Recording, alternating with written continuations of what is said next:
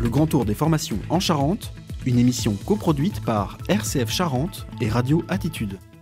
Ingénieur par apprentissage et autres formations du CESI. Monsieur Olivier Grosse du CESI, alors vous vous occupez de la formation d'ingénieur par apprentissage, c'est bien ça? Oui, c'est ça. Bon, alors bienvenue à vous. Donc je suis ravi de vous accueillir sur Radio Attitude et Radio RCF. Alors pouvez-vous nous décrire un peu cette structure puisque vous êtes ce coordonnateur? Oui. Alors le CESI est présent sur le territoire depuis 1995. En partenariat avec l'Union patronale de la Charente. Donc c'est un partenariat très structurant. Ça veut dire qu'on a une grande proximité avec les entreprises, sachant qu'à peu près à 90, même plus de 90% de nos formations et de nos élèves, du coup, sont en alternance. Donc on est là pour répondre aux besoins des entreprises. On a deux grandes écoles présentes au sein du CESI. L'école d'ingénieurs, dont la plupart des formations sont réalisées sous statut apprenti, et l'école supérieure de l'alternance qui propose des formations de Bac plus 2 à Bac plus 5, également en alternance dans des domaines assez divers. Donc domaine performance industrielle, qualité, sécurité, environnement, informatique, BTP, un petit peu de BTP et ressources humaines. Donc vous travaillez beaucoup avec les patrons d'entreprise. Est-ce que vous pouvez alors un jeune qui va venir vous rencontrer, il vient pourquoi, après quel type d'études, et il va se diriger vers quoi? Comment ça va se passer? Ça va vraiment dépendre des formations choisies, parce que évidemment les prérequis sont différents pour rentrer, par exemple en cycle préparatoire de l'école d'ingénieur. Ou par exemple dans une formation post-bac aussi ressources humaines. Donc les prérequis dépendent vraiment des formations. Par contre, ce que l'on voit, c'est évidemment en alternance, il faut une appétence pour apprendre en entreprise, ce qui n'est pas forcément le cas de tous les profils d'élèves. Moi, j'ai tendance à souvent résumer avec deux profils un peu différents, alors qu'ils sont on va dire, ce sont des avatars plutôt, des profils théoriques, mais globalement, on retrouve dans les discussions qu'on a avec les jeunes deux types de jeunes. Le jeune qui est un peu qui a besoin de maîtriser un champ d'expertise, scientifique ou non, pour être rassuré avant d'aller en entreprise appliquer ce champ de connaissances, eh bien, le statut étudiant est préférable pour lui. Oui, ça veut dire qu'il aimerait bien aller en entreprise, mais qu'il n'est pas prêt à aller en entreprise. Il ne se sent pas prêt. Il ne se sent pas prêt à aller en entreprise. Et par contre, ce qu'on voit, c'est vraiment ceux qui sont orientés, qui viennent chercher l'apprentissage. Globalement, eux, justement, ils veulent aller apprendre en entreprise. Et après, du coup, ils vont avoir un apprentissage en entreprise, et puis parallèlement, ils vont suivre effectivement des modules de formation. Donc c'est vraiment un peu deux types différents. Alors encore une fois, c'est plutôt théorique, mais on ressent ça dans les discours des jeunes. Bien. Alors, comment est-ce que vous contactez les entreprises? Est-ce que c'est le jeune? C'est vous qui les mettez Comment ça se passe? Alors, on peut avoir les deux, mais sachant que nous, on a un réseau d'entreprises quand même très important. Là, à la rentrée 2020, on a un peu plus de 700 élèves. Sachant que la plupart est en alternance. On a à peu près 650 élèves en alternance. Donc, nous, quand on parle de nos relations entreprises, on a des entreprises en face, ils sont en contrat d'apprentissage. Donc, globalement, nous, on a tout un dispositif on va dire, orienté vers les entreprises pour aller chercher leurs besoins. Chaque année, on leur redemande est-ce que vous avez des besoins. Alors parfois, une entreprise a eu un alternant et puis on n'a plus, mais on va quand même aller la revoir 1 ou 2 ans après pour savoir si elle a de nouveau des besoins.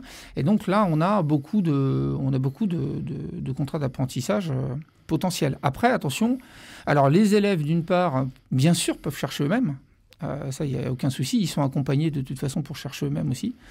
Et globalement, ce qui est important, c'est que le décisionnaire, à la fin, c'est l'entreprise. Nous, on est facilitateurs. On ne se met pas à la place de l'entreprise pour recruter. Donc, le savoir-être est très important. Ça, c'est vraiment essentiel. L'entreprise, comme tout recrutement, elle va projeter le jeune dans son équipe. Donc, elle va aller chercher, effectivement, on va dire, un profil qu'elle trouve compatible pour son entreprise.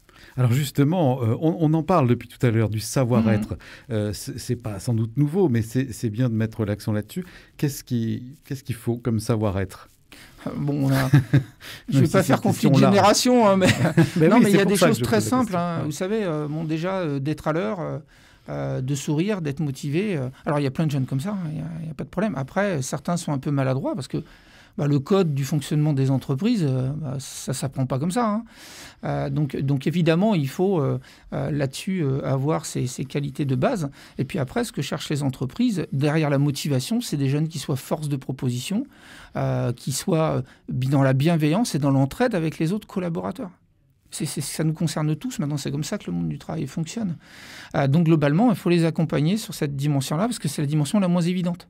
Alors, il y a une autre dimension qui est difficile quand on cherche une entreprise, que ce soit pour un stage ou un contrat d'apprentissage, c'est la valorisation de ses compétences.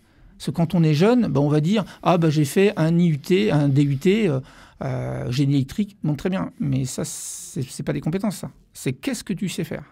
Et donc, il faut accompagner les jeunes pour réussir à exprimer leur CV sous forme de compétences. Et puis, ils ont des compétences en dehors de leurs études. Un jeune, par exemple, qui entraîne des enfants au foot, il sait ce qu'est un objectif commun.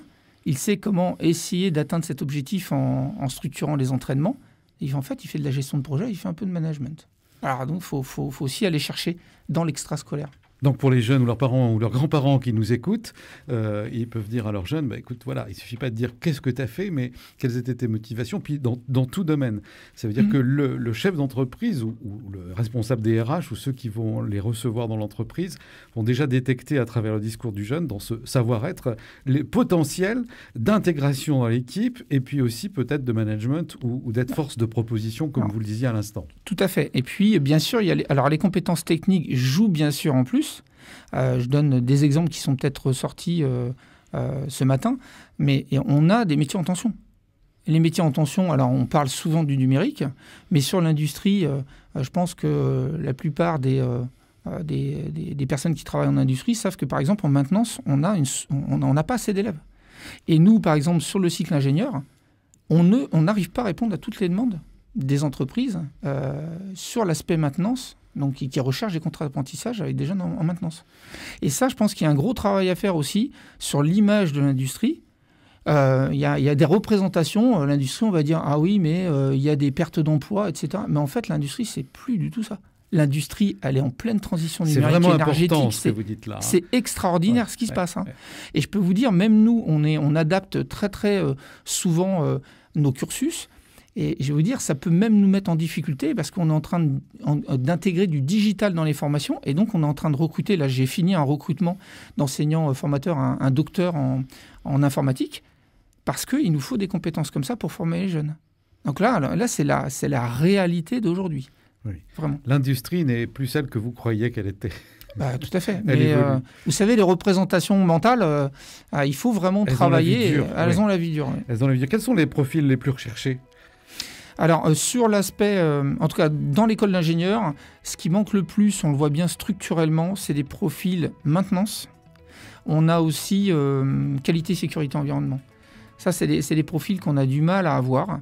Après, en performance industrielle, au sens large, on a les profils qu'il faut.